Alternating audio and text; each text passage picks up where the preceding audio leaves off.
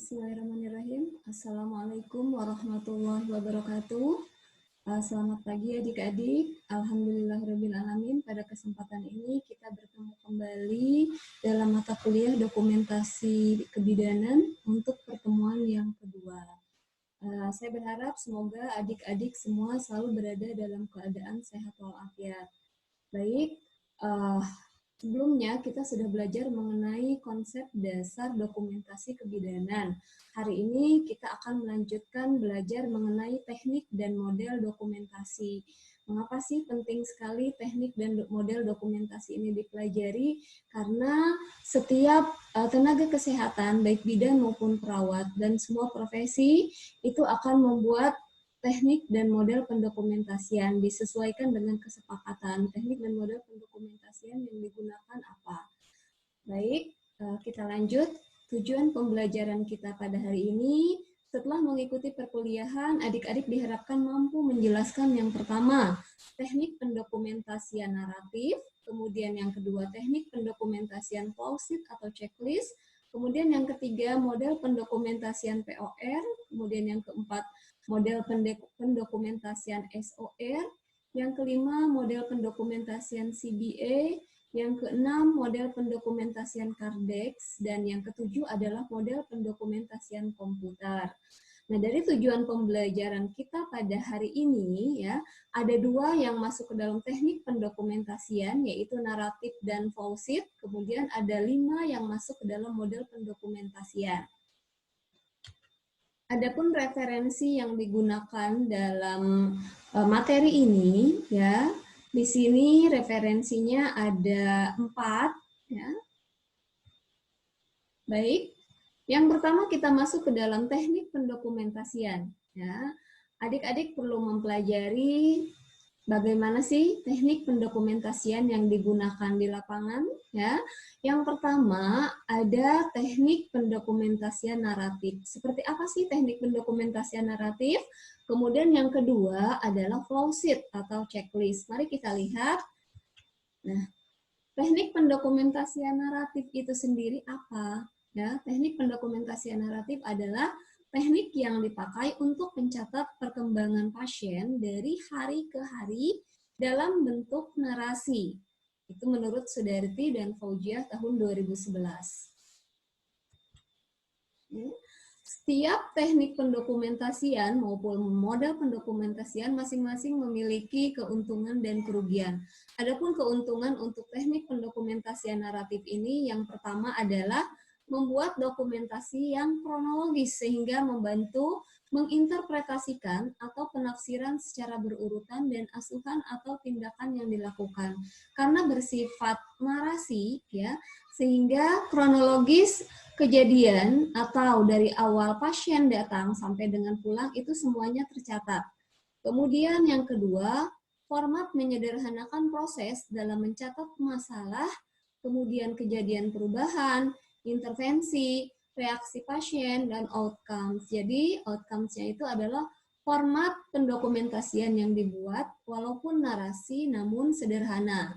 Kemudian yang ketiga, memberi kebebasan kepada petugas, yaitu bidan, untuk memilih dan mencatat bagaimana informasi yang akan dicatat menurut gaya yang disukainya, namun tetap ya tidak keluar dari standar, tetap mengikuti standar yang berlaku. Kemudian yang keempat, mudah ditulis dan sudah dikenal oleh bidan. Ya.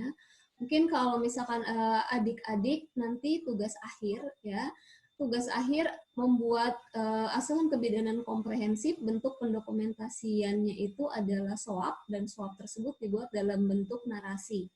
Ya, kemudian bila ditulis secara tepat dapat mencakup seluruh kondisi pasien, ya, karena bersifat narasi, ya, maka apabila ditulis dengan tepat ini dapat berisi atau mencakup seluruh kondisi pasien. Kemudian yang terakhir, mudah dikombinasi dengan model lain, ya. Jadi tidak hanya naratif namun bisa juga dikombinasikan dengan flowsheet atau model pendokumentasian atau teknik pendokumentasian yang lainnya. Baik, itu tadi keuntungan teknik pendokumentasian naratif. Kemudian kita masuk ke dalam kerugian dari teknik pendokumentasian naratif. Yang pertama, memungkinkan terjadinya fragmentasi kata-kata yang berlebihan atau kata yang tidak berarti. Karena ini tekniknya adalah menulis dengan narasi, maka kemungkinan terjadinya fragmentasi kata-kata yang berlebihan itu lebih tinggi. Kemudian yang kedua, pengulangan dibutuhkan dari setiap sumber sehingga terjadi tumpang tindih. Ya, terkadang pemberi asuhan yang menulis dari dokumentasi ini lupa. Kadang kita bisa mengulang-ulang kalimat yang memang sudah kita tulis. Ya.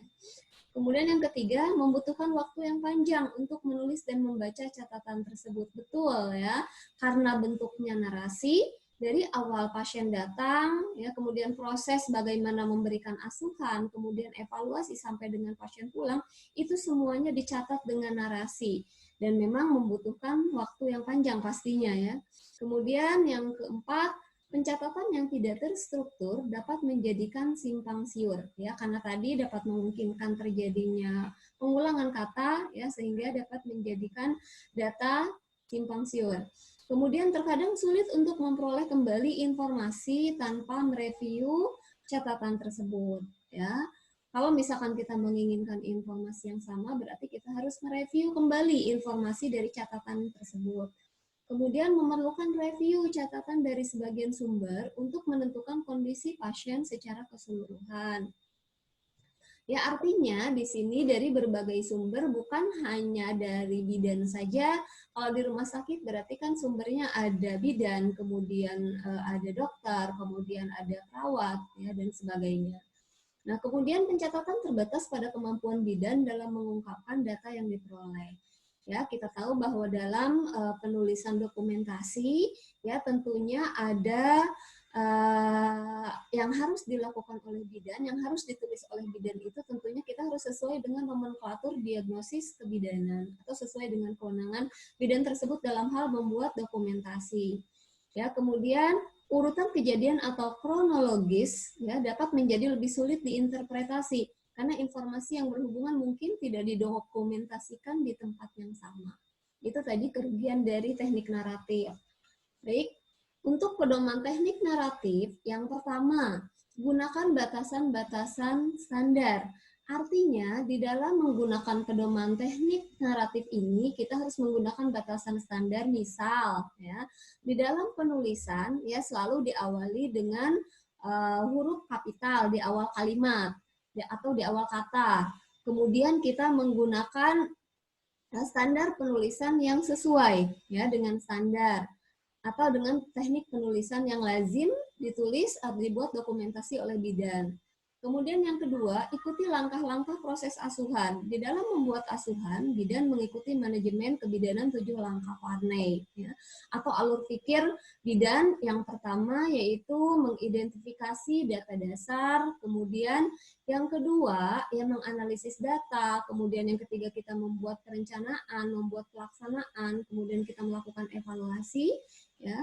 Kemudian buat suatu periode waktu tentang kapan petugas melakukan tindakan. Artinya, di sini harus ditulis dengan tepat, dengan jelas, kapan misalkan bidan memberikan asuhan, hari apa, kemudian tanggal berapa, kemudian jam berapa dilakukan tindakan tersebut, kemudian diakhiri dengan nama jelas dan tanda tangan dari bidan tersebut yang memberikan asuhan. Kemudian yang terakhir, catat pernyataan evaluasi pada waktu yang khusus.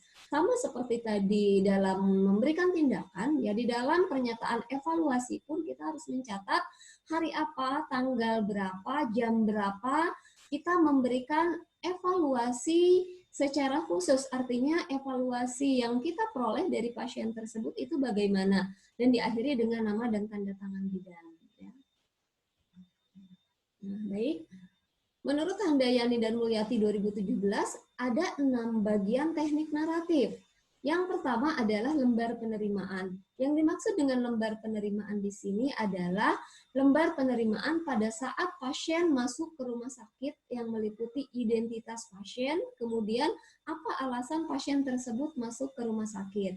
Kemudian yang kedua adalah lembar muka, muka atau judul dari status pasien tersebut.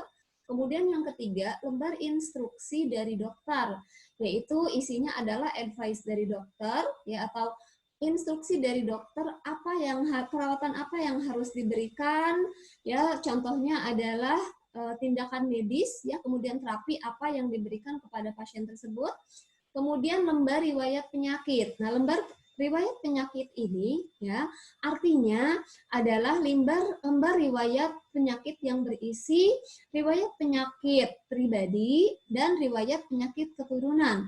Ya, apakah ada riwayat penyakit sebelumnya yang diderita oleh pasien tersebut, yang kemudian apakah ada riwayat penyakit keturunan yang meliputi penyakit infeksi atau penyakit yang berat, ya contoh ada penyakit jantung, kemudian diabetes mellitus. Nah, kemudian lembar catatan perawat atau bidan, ya artinya di sini adalah lembar catatan yang diberikan atau asuhan yang diberikan oleh bidan maupun perawat, ya baik yang direncanakan, yang sedang maupun yang sudah dilakukan.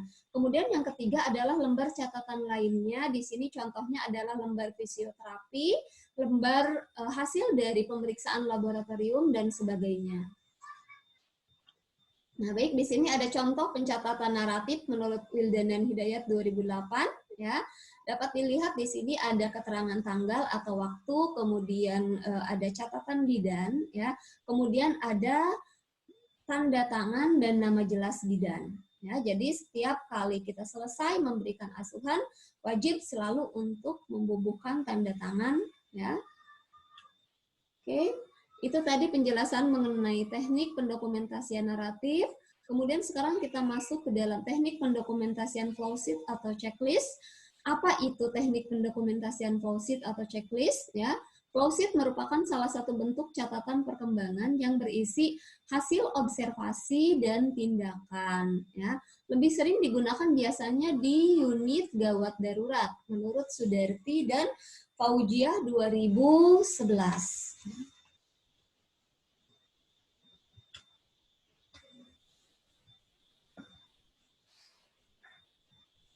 Nah, untuk yang flowsheet ini ya biasanya lebih mudah dibaca ya oleh petugas kesehatan dibandingkan dengan yang naratif. Kalau yang naratif tadi memang panjang ya karena bentuknya narasi.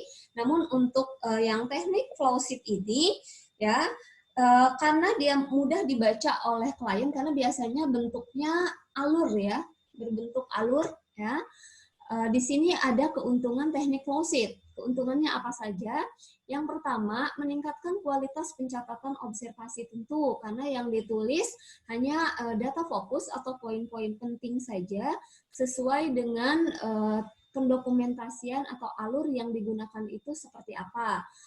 Misal ya yang digunakan oleh bidan untuk yang teknik flowsheet ini adalah partograf. Jadi sudah jelas apa yang harus diisi di dalam partograf tersebut ya. Kemudian yang kedua, memperkuat aspek legal. Ya jelas ya. Semua pendokumentasian yang dilakukan itu dapat memperkuat aspek legal tadi. Untuk yang narasi juga bisa dikombinasi dengan flowsheet. Yang mana untuk contoh yang partograf sendiri, jadi bidan juga bisa membuat selain narasi dalam bentuk soap, mungkin ya kemudian bisa juga di dalam flowsheet ini adalah partografnya. Jadi dikombinasi antara teknik pendokumentasian naratif dengan flowsheet. Kemudian yang ketiga adalah memperkuat atau menghargai standar asuhan ya. Jadi jelas standar asuhan kebidanan yang harus diberikan itu harus sesuai dengan standar. Kemudian yang keempat, menjadikan dokumentasi kebidanan lebih tepat tentu ya, karena apa yang memang harus kita isi dengan lengkap ya, harus kita isi dengan lengkap di dalam flowsheet tersebut. Apabila belum terisi dengan lengkap, akan lebih mudah terlihat. Kemudian mengurangi fragmentasi data pasien atau asuhan. Dan yang terakhir adalah membatasi narasi yang terlalu luas. Jelas ya, kalau narasi memang dia sangat luas sekali, tergantung dari gaya penulisan dari bidan itu sendiri, sedangkan untuk yang flowsheet ini dia sudah jelas sekali alurnya apa saja yang harus diisi. Nah, di samping keuntungan, ada juga ternyata kerugian dari teknik flowsheet ini. Kerugiannya yang pertama adalah memperluas catatan medik dan menciptakan penggunaan penyimpanan. Kemudian yang kedua, memungkinkan duplikasi data, rancangan, dan format. Tentu karena memang formatnya itu lebih mudah ya untuk dibaca ya, maka itu lebih memungkinkan dilakukan duplikasi data dan rancangan atau format dengan format yang sama, kemudian dengan isi yang sama. Kemudian terakhir adalah tidak ada ruang untuk pencatatan tentang kejadian yang tidak biasa terjadi dan bertahan untuk menggunakan lembar alur ya, karena di dalam lembar alur tersebut sudah dibuat ya sesuai dengan kebutuhan data apa saja yang memang harus ada.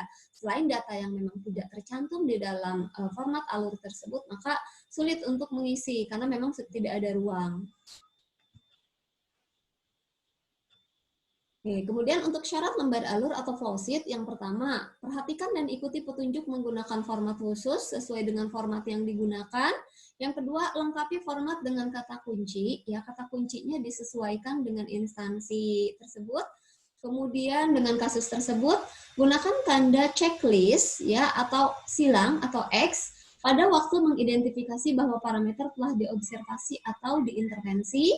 Kemudian yang keempat, jangan tinggalkan lembar checklist dalam keadaan kosong.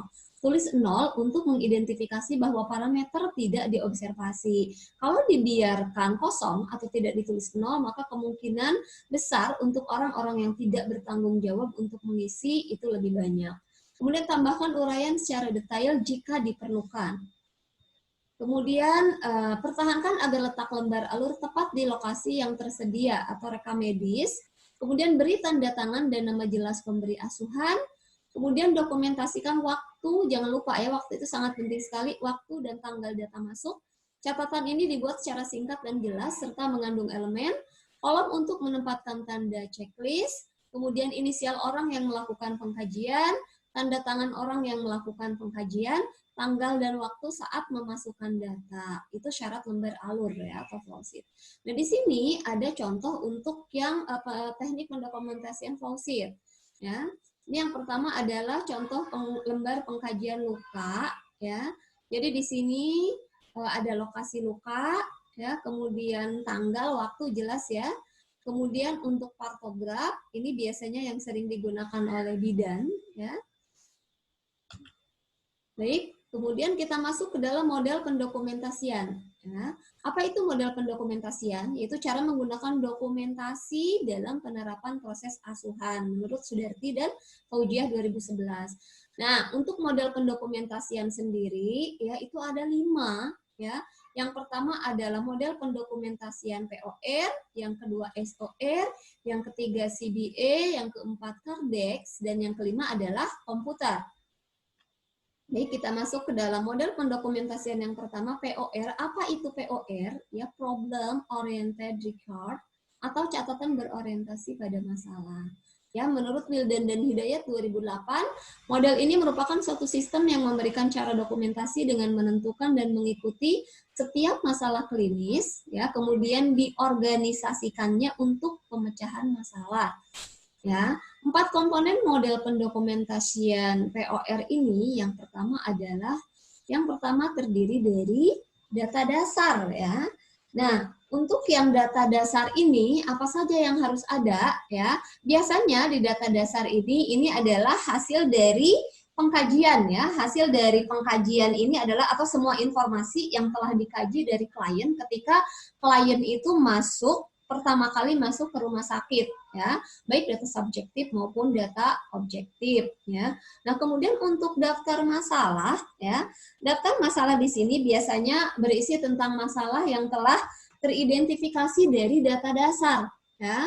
Kemudian yang ketiga, nah untuk daftar awal rencana asuhan ya, maksudnya adalah rencana asuhan yang ditulis oleh tenaga kesehatan yang menyusun daftar masalah tersebut ya, setelah didapatkan masalah ya, yaitu dari data subjektif dan objektif atau hasil pengkajian, kemudian ditentukan ya daftar awal rencana asuhan, apa rencana asuhan yang akan diberikan, kemudian yang terakhir bagaimana catatan perkembangan atau progress notes. Oke, kemudian ini ada contoh daftar masalah ya. Contoh daftar masalah menurut Wildan dan Hidayat, di sini ada tanggal, masalahnya apa, kemudian siapa yang melakukan identifikasi. Ya, nah untuk KET misalkan ini contoh ya, atau kehamilan ektopik terganggu, itu yang mengidentifikasi adalah dokter. Ya, sedangkan bidan mengidentifikasinya misalkan kehamilan tidak diinginkan, sedangkan perawat cemas. Jadi untuk hasil identifikasi baik dokter, perawat maupun bidan berbeda-beda sesuai dengan standar dari dokumentasi atau kewenangannya masing-masing. Nah, ini ada contoh format model dokumentasi ya. Oke, bisa dilihat ya. Oke, keuntungan menggunakan POR ini yang pertama, fokus catatan asuhan keperawatan lebih menekankan pada masalah ya. Jadi fokusnya itu lebih ditekankan pada masalah apa sih yang dimiliki oleh klien dan bagaimana proses penyelesaian masalah daripada tugas dokumentasi ya. Kemudian pencatatan tentang kontinuitas dari asuhan keperawatan ya.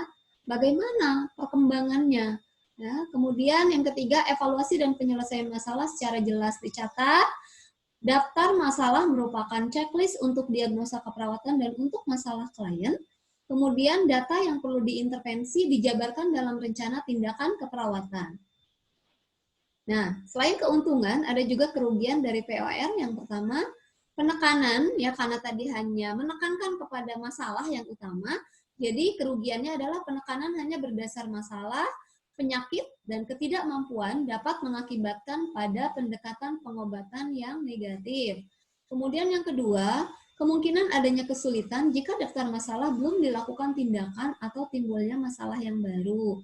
Yang ketiga, dapat menimbulkan kebingungan jika setiap hal harus masuk dalam daftar masalah ya, karena tidak selalu semuanya itu ada masalah ya.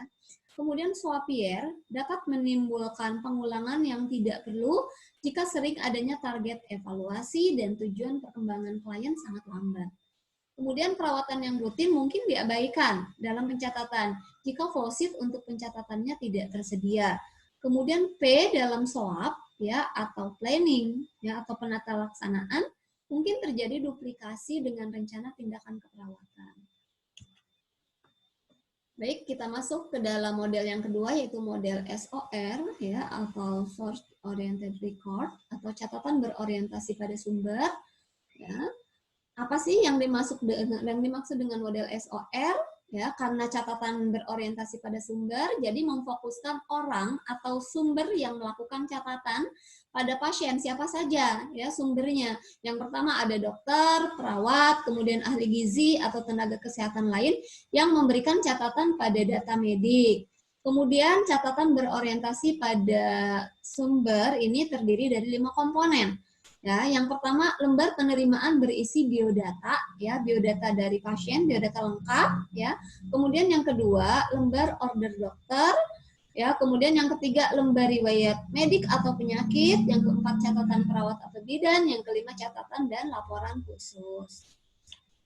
Baik, keuntungan untuk SOR ini yang pertama menyajikan data yang berurutan dan mudah diidentifikasi. Kemudian yang kedua memudahkan perawat untuk secara bebas bagaimana informasi akan dicatat. Yang ketiga format dapat menyederhanakan proses pencatatan masalah, kejadian, perubahan, intervensi, dan respon klien atau hasil. Ya. Sedangkan kerugiannya sendiri, potensial terjadinya pengumpulan data yang terfragmentasi karena tidak berdasarkan urutan waktu. Kemudian kadang-kadang mengalami kesulitan untuk mencari data sebelumnya tanpa harus mengulang pada awal. Kemudian yang ketiga, superficial pencatatan tanpa data yang jelas. Yang keempat, memerlukan pengkajian data dari beberapa sumber ya, karena tadi sumbernya banyak ya, untuk menentukan masalah dan tindakan kepada klien. Kemudian waktu pemberian asuhan memerlukan waktu yang banyak. Kemudian data yang berurutan mungkin menyulitkan dalam interpretasi atau analisa. Perkembangan klien sulit untuk dimonitor. Nah, ini adalah contoh format SOR ya. Di dalam format SOR ini karena tadi sumbernya banyak, bukan hanya satu orang, ada dokter, ada perawat, ada bidan, maka semuanya memberikan catatan perkembangan sesuai dengan kompetensi masing-masing. Oke, kita masuk ke dalam model pendokumentasian CBA ya atau charting by exception. Ya, menurut Sudarti dan Fauzias, CBA ini sistem dokumentasi yang dia hanya mencatat secara naratif dari hasil atau penemuan yang menyimpang dari keadaan normal atau standar. Sedangkan menurut Wildan dan Hidayat 2008, CBA ini adalah model dalam dokumentasi kebidanan yang terdiri dari beberapa unsur inti, diantaranya lembar alur atau flowsheet, kemudian catatan standar praktik, kemudian protokol instruksi, kemudian data dasar kebidanan, berdasarkan diagnosis kebidanan, dan catatan perkembangan menggunakan SOAP. Ya.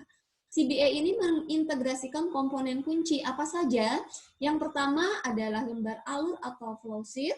Kemudian yang kedua, dokumentasi dilakukan berdasarkan standar praktik. Ya. Kemudian yang ketiga, formulir dokumentasi. Nah ini ya, formulir dokumentasinya itu diletakkan di tempat tidur klien sehingga dapat segera digunakan untuk pencatatan atau dan tidak perlu memindahkan data. Ya. Itu untuk yang pendokumentasian CBA. Biasanya ini di rumah sakit ya. Kemudian keuntungan menggunakan CBA ini apa? Ya. Nah, yang pertama, tersusunnya standar minimal untuk pengkajian dan intervensi. Yang kedua, data yang tidak normal tampak jelas. Ya, yang ketiga, data yang tidak normal secara mudah ditandai dan dipahami. Data normal atau respon yang diharapkan tidak mengganggu informasi lain. Kemudian menghemat waktu karena catatan rutin dan observasi tidak perlu dituliskan. Ya, pencatatan dan duplikasi dapat dikurangi. Data klien dapat dicatat pada format klien secepatnya. Informasi terbaru dapat diletakkan pada tempat tidur klien. Kemudian jumlah halaman lebih sedikit digunakan dalam dokumentasi. Rencana tindakan keperawatan disimpan sebagai catatan yang permanen. Nah, untuk keuntungan selanjutnya adalah pencatatan secara narasi itu sangat singkat, sangat tergantung pada checklist. Ya, kemungkinan ada pencatatan yang masih kosong atau tidak ada. Pencatatan rutin biasanya ini sering diabaikan. Adanya pencatatan kejadian yang tidak semuanya didokumentasikan, tidak mengakomodasikan pencatatan disiplin ilmu lain, dokumentasi proses keperawatan tidak selalu berhubungan dengan adanya suatu kejadian. Baik, selanjutnya ada model pendokumentasian Kardex, yaitu model pendokumentasi yang tradisional yang dipergunakan berbagai sumber mengenai informasi pasien yang disusun dalam satu buku. Ya, itu menurut Sudarti dan Foggia 2011. Catatan atau informasi yang didapat pada Kardex meliputi apa saja? Yang pertama adalah data pasien lengkap, ya, meliputi identitas dan sebagainya. Kemudian yang kedua adalah data pengobatan, ya. Pengobatan apa yang sudah diberikan ya, atau yang sudah didapatkan oleh pasien. Kemudian yang ketiga, data tes diagnostik jadwal lengkap dengan hasil serta kegiatan-kegiatan yang diperbolehkan untuk dilakukan atau kegiatan sehari-hari. Nah, keuntungannya apa? Ya, memungkinkan mengkomunikasikan informasi yang berguna kepada sesama anggota tim kebidanan tentang kebutuhan klien ini apa. Kemudian kelemahannya tidak diisi dengan lengkap. Ya, kemudian tidak cukup ruang dalam memasukkan data yang diperlukan ke dalam buku, ya, kemudian tidak selalu diperbaharui setelah dibaca oleh bidan sebelum memberikan pelayanan atau asuhan kebidanan, ya. Nah, yang terakhir adalah model pendokumentasian komputer atau computer based patient record, ya. Model ini menggunakan sistem komputer dalam melakukan dokumentasi kebidanan berupa segala bentuk catatan atau dokumentasi terprogram secara jelas sehingga memudahkan dalam proses penegakan diagnosis dan mengurangi kegiatan pencatatan secara tradisional, menurut Sudarti dan Foggia 2011. Keuntungannya apa saja? Ya, catatan dapat dibaca dengan mudah, ya, karena ada di komputer. Kemudian yang kedua, catatan selalu siap sedia, kapanpun kita membutuhkan, ya, selalu setiap sedia. Kemudian produktivitas bidan membaik, ya, kemudian mengurangi kerusakan catatan, ya, karena catatan tidak dalam bentuk kertas, misalkan datanya ada di dalam komputer, kemudian menunjang proses asuhan kebidanan, mengurangi dokumentasi yang berlebihan, ya, kemudian catatan kebidanan terkategorisasi, laporan tercetak secara otomatis kapanpun kita perlu bisa langsung di print, kemudian dokumentasi tercatat sesuai dengan asuhan kebidanan, ketersediaan data, ya, kemudian pencegahan kesalahan pemberian obat, mempermudah penetapan biaya. Ya, jadi karena untuk proses dokumentasinya ada di komputer, ya, itu lebih mempermudah penetapan biaya yang diperlukan berdasarkan kebutuhan dari pasien dan asuhan yang sudah diberikan. Kemudian di samping keuntungan ada kerugian juga, ya. Kerugiannya itu yang pertama, ya, biaya tinggi tentu, ya, karena satu untuk komputer itu sendiri itu harganya lebih mahal dibandingkan dengan buku, ya. Kemudian yang kedua, keterbatasan dalam format pencatatan, ya. Yang ketiga, kesulitan melepas lembar kerja karena adanya di dalam komputer, ya. Kemudian masalah keamanan dan kerahasiaan informasi bisa saja bocor. Baik, itu tadi yang dapat saya sampaikan untuk teknik dan model pendokumentasian, ya. Akan saya simpulkan, teknik pendokumentasian itu merupakan cara menggunakan dokumentasi dalam penerapan proses asuhan, di mana teknik pendokumentasian ini ada dua macam, yaitu teknik naratif dan falsif. Kemudian untuk mohon maaf ya, untuk metode pendokumentasian terdiri dari model pendokumentasian POR, SOR, kemudian CDA, Cardex, dan komputerisasi. Baik, selanjutnya ada tugas individu. Buatlah contoh teknik pendokumentasian di PMB atau praktik mandiri bidan, masing-masing satu contoh, baik untuk contoh yang naratif maupun contoh yang falsif. Kemudian untuk yang kedua, buatlah contoh model pendokumentasian di puskesmas, masing-masing satu contoh untuk model POR, SOR, kemudian CDA, kemudian Cardex, dan komputerisasi, ya. Boleh di puskesmas, boleh juga di rumah sakit, disesuaikan dengan yang memang lebih mudah, karena untuk model pendokumentasian tersebut memang lebih banyaknya di rumah sakit, ya. Baik, itulah yang dapat saya sampaikan untuk pertemuan yang kedua mengenai teknik dan model pendokumentasian. Saya mengucapkan terima kasih atas perhatiannya. Mohon maaf atas segala kekurangannya. Saya tutup dengan ucapan alhamdulillahirabbil alamin, wabillahi taufiq wal hidayah. Wassalamualaikum warahmatullahi wabarakatuh.